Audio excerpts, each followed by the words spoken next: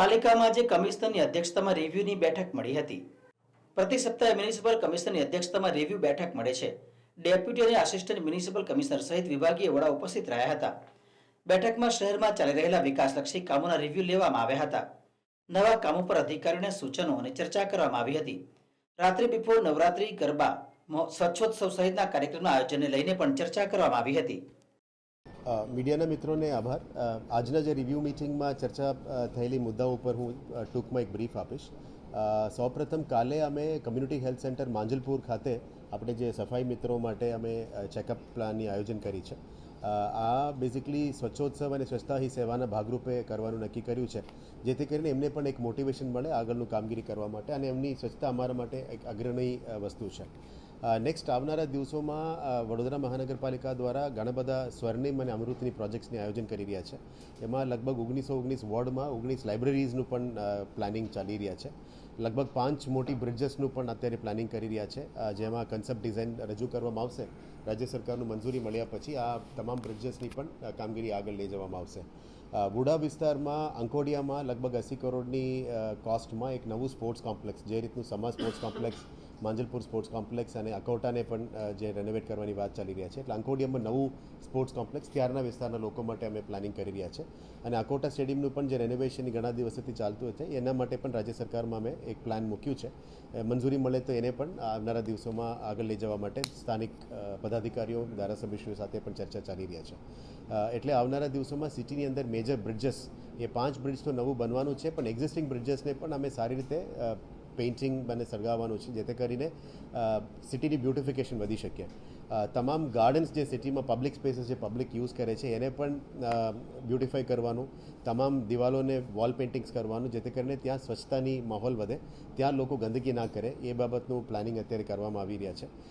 નવું ગાર્ડન્સ કરવા માટે પણ નવું કન્સલ્ટન્ટ્સ એમ્પાનલ કરી રહ્યા છે, એટલે મોટી સંખ્યામાં આવનારા દિવસોમાં નવું ગાર્ડન્સ પણ કરવામાં આવશે. જે સંકલન મિટિંગ્સમાં ધારાસભ્યશ્રી વારંવારીએ અમે કહેતા હોય છે કે આપણે લિનિયર ગાર્ડન કરવું છે, ઝેન ગાર્ડન કરવું છે, એ બધાનો વેગ આપતા આવનારા દિવસોમાં કામ કરવામાં આવશે.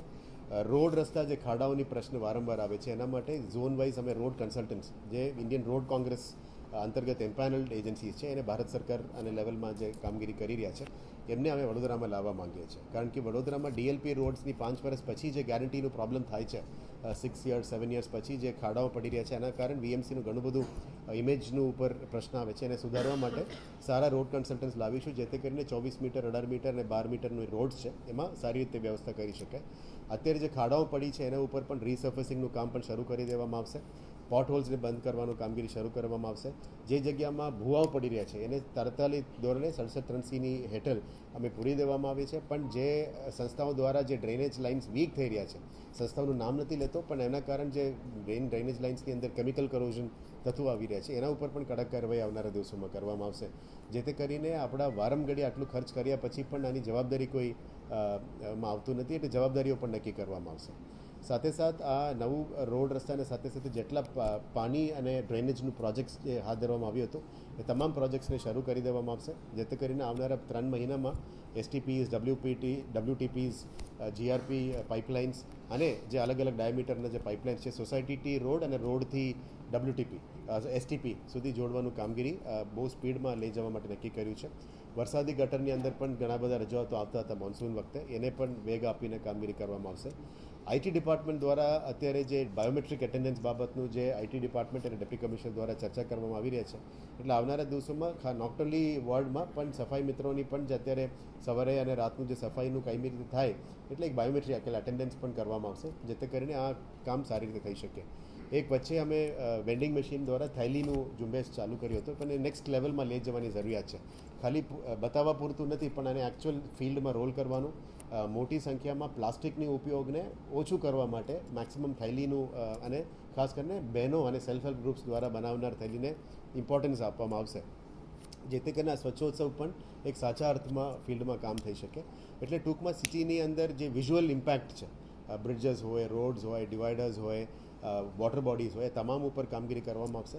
વોટર બોડીઝની તો માનનીય મેયરે પણ બ્રીફ કરી. તમામ વોટર બોડીઝનું સફાઈની જવાબદારી ઝોનલ એન્જિનિયર્સનું છે અને નેક્સ્ટ એને બ્યુટિફાઈ કરવાની જવાબદારી ફ્યુચરિસ્ટિક ડિપાર્ટમેન્ટનું છે. એટલે આને આગળ દબાવતા આપણે આ કામગીરી રિવ્યૂ કરવામાં આવશે.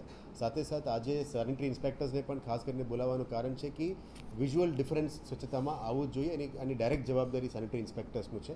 એટલે એના ઉપર પણ વોચ રાખીને અમે કામગીરી સુપરવાઇઝ કરીને એમને પણ પ્રોત્સાહન આપીને આ કામગીરી કરવા માટે અમે નક્કી કર્યું છે. આવનારા દિવસોમાં હેરિટેજ કોન્ઝર્વેશન પણ એક બહુ મોટું ઇમ્પોર્ટન્ટ વસ્તુ છે.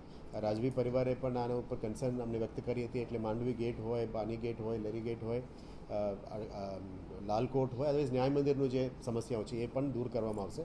ટૂંક સમયમાં ન્યાય મંદિરને ફરતું જે અનનેસેસરી પાર્કિંગ છે અને લોકો સોરી ટુ સે પણ ત્યાં યુરિનેટ પણ કરવા જાય છે, એ બહુ નેગેટિવ મેસેજ આવે છે.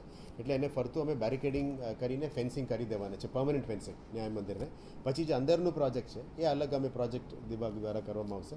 અને આવનારા દિવસોમાં ડિજિટલ ક્રિએટિવ્સ, ડિજિટલ ઇન્ટરેક્શન જે કરવું જોઈએ હેરિટેજ વોક્સ માટે, એના માટે પણ ચર્ચા થઈ છે. આ સિવાય પણ જે અર્બન કોન્ક્લેવ જે હમણાં જ કન્ક્લુડ થયું, આ અર્બન કોન્ક્લેવમાંથી જે સેશન્સ 6 સેશન્સ છે, આ 6 સેશન્સ સિવાય પણ ઘણા બધા ઇનપુટ્સ આપણને મળ્યા છે. એની વ્હાઇટ પેપર અમે તૈયાર કરી રહ્યા છે. પછી ગ્રીચને ચર્ચા કરીને રાજ્ય સરકારનું મંજૂરી લઈને આ તમામ કામગીરી વડોદરાની ડેવલપમેન્ટ માટે કરવામાં આવશે. રિંગ રોડને કેવી રીતે સિટી સાથે જોડવું, ઇલેક્ટ્રિક બસીસને કેવી રીતે યુઝ કરવી, સિટીમાં કેવી રીતે એનર્જી એફિશિયન્સી લાવવી, આ બધા ઉપર ચર્ચા થઈ છે. એટલે આવા અલગ અલગ ઇનિશિયેટિવ્સ લઈને સિટીમાં એક પોઝિટિવ માહોલ પણ બનાવવાનું છે. સિટીઝન્સ ફીડબેક પણ એમાં ઇમ્પોર્ટન્ટ છે. મીડિયાના મિત્રોની ઇનપુટ્સ પણ અમને કાયમી મળતું જ હોય છે. એટલે બધાને સાથે રાખીને વડોદરા સિટીનું વિકાસ માટે અમે વિચારવું જોઈએ. ફક્ત વીએમસી વિચારે તો વડોદરાની વિકાસ ના થાય. એટલે સિટીઝન ઇનપુટ, પદાધિકારીઓની ઇનપુટ, સિવિક સોસાયટીઝની ઇનપુટ, મીડિયાના ઇનપુટ્સ આ બધા લઈને આ પ્લાનિંગ કરવામાં આવશે. એટલે અમે આશા રાખીએ છીએ કે જે વડોદરા નગરી સંસ્કારી નગરી અને શિક્ષણ નગરી તરીકે ઓળખાય છે, એનું સાચા અર્થમાં ફ્યુચરમાં તમામ પ્લાનિંગ અમે કરવા માટે નક્કી કર્યું છે.